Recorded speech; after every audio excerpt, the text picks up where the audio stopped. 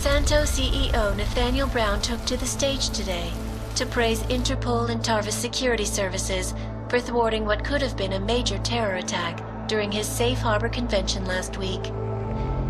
Interpol has confirmed that a group of radical terrorists linked to the Augmented Rights Coalition wired the residential towers surrounding Apex Center with enough explosives to destroy 2 city blocks. As shocking as that fact turns out to be, Brown had only this controversial opinion to give. We must not make rash decisions based on fear, nor should we allow a vocal minority to dictate our future. The Human Restoration Act is a perversion of all the United Nations stands for. In time, I believe saner minds on the Security Council will prevail. Strong words from a man with an even stronger bank account. Let us see if his prediction proves true. This is Eliza Costello. Hey, are you even listening to this? Live We won! from Pike. Did we? We completely disrupted their plan. Marchenko, the orchid, the bombs. You've been under too long, man. Time to come up for air.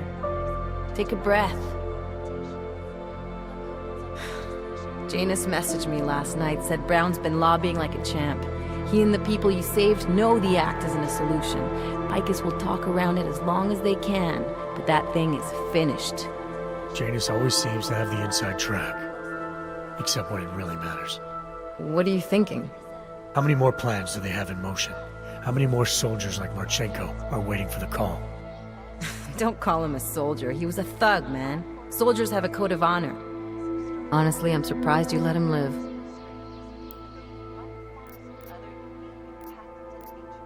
It wasn't my place to play judge and executioner, Alex. We should be concerned for every life, no matter how badly it's been lived. Once a cop, always a cop, huh? Regardless, we want the men behind him. Behind the Human Restoration Act. The ones still out there in the shadows. It's time for me to start pulling them into the light. Well, now we got names. Manderley and Page. The collective won't stop until we bring these guys down. Yeah? Well, there's one more name I want to put a face to. Janus. So that's what you've been chewing on. Look, I'll try, Adam, but I already told you, he doesn't like meetings that aren't on his terms. Then give him a choice. Either he sets up a meeting, face to face, or I find him myself. I think it's high time we met the man behind the mask, Alex. Don't you? Criminals may have achieved the impossible in Prague last week. A break-in at the most secure data archiving facility in the world. According to rumors circulating the internet, forensic computer experts were invited to examine the Palisade Property Bank's lava wall defenses after one of its account holders reported an unusual data retrieval delay. No word yet on which account holder filed the report, or what information, if any, was accessed. Palisade Bank Corporation owners released a statement earlier this evening, claiming that any rumors of a break-in at our highly secured facility are just that, rumors. Between you and me, folks, I think they doth protest too much. A coroner's report released in Prague today offers shocking new insight into the death of Dr. Talis Rucker, former leader of the Augmented Rights Coalition. Apparently, the primary cause of the doctor's death was the exceedingly high level of alcohol found in his system. No other toxins were present, nor were there signs of any suspicious activity. Sources close to Rucker tell me he had been struggling with alcoholism ever since becoming a public figure. I am sure I do not need to remind you folks that the organization he founded, the Augmented Rights Coalition, has been linked to last week's horrifying terror attack in London.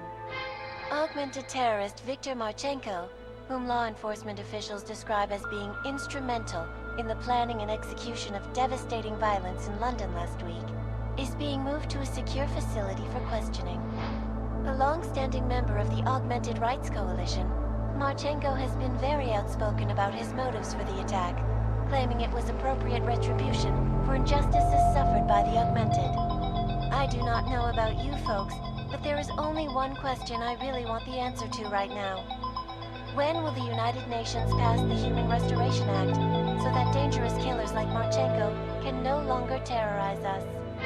It seems not so long ago that Dr. Tallis Rucker was on this very program, trying to convince all of us that his Augmented Rights Coalition was a non-violent organization. Today, of course, we are all a little bit wiser.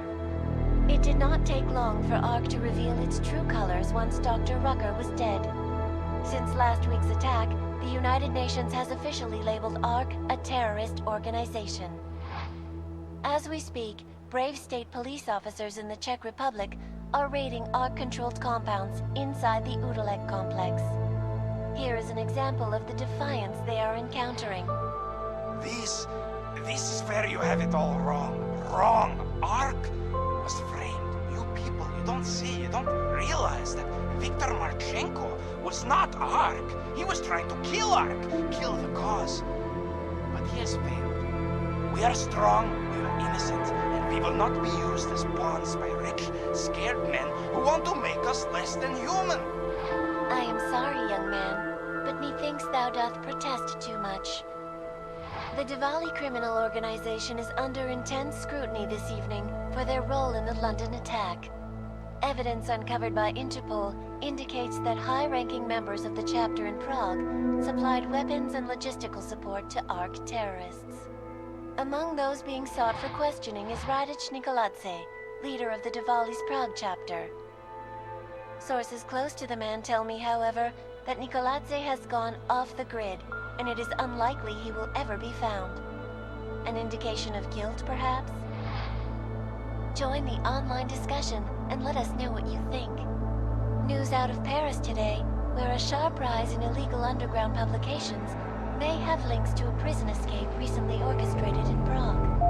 Last week, Czech state police were holding members of the underground news group Samostat on charges of disturbing the peace, human trafficking, and media terrorism. The radicals escaped their holding cell, however, and are believed to have subsequently made their way deeper into Western Europe. Shortly after their escape, a radical publication called Silhouette began appearing throughout France. Has Samostat rebranded itself as Silhouette? I am sure you will agree with me on this one, folks, no matter what name these people go by. There is nothing more dangerous than the spread of false news. Turning our attention now to a more colorful story. A recent incident inside an illegal underground drug laboratory has led authorities to the heart of Prague's Neon operation. According to sources familiar with the new drug, the dangers of Neon had more to do with illegal distribution methods and criminal ties than with consuming the drug itself. Make no mistake, folks, Neon is illegal, and the dismantling of this laboratory is good news for everyone. However, some government officials have hinted to me that the drug may have therapeutic benefits, and if so, a government-approved version of Neon could be made available to the public eventually. Further testing will be required, of course, so only time will tell.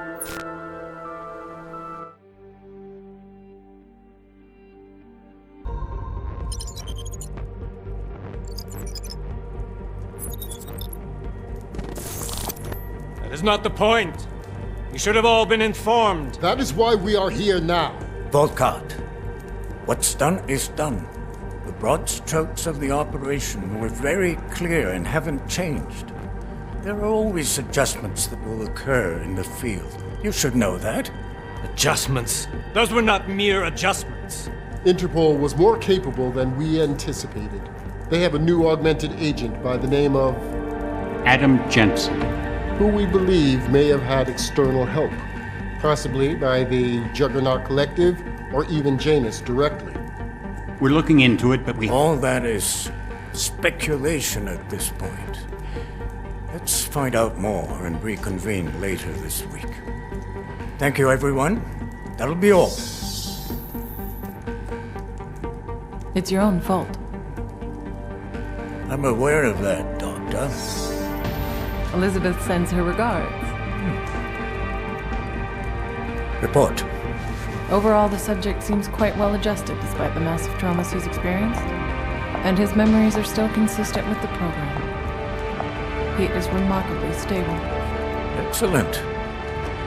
How close is he to contact with Janus? Very. It's only a matter of time.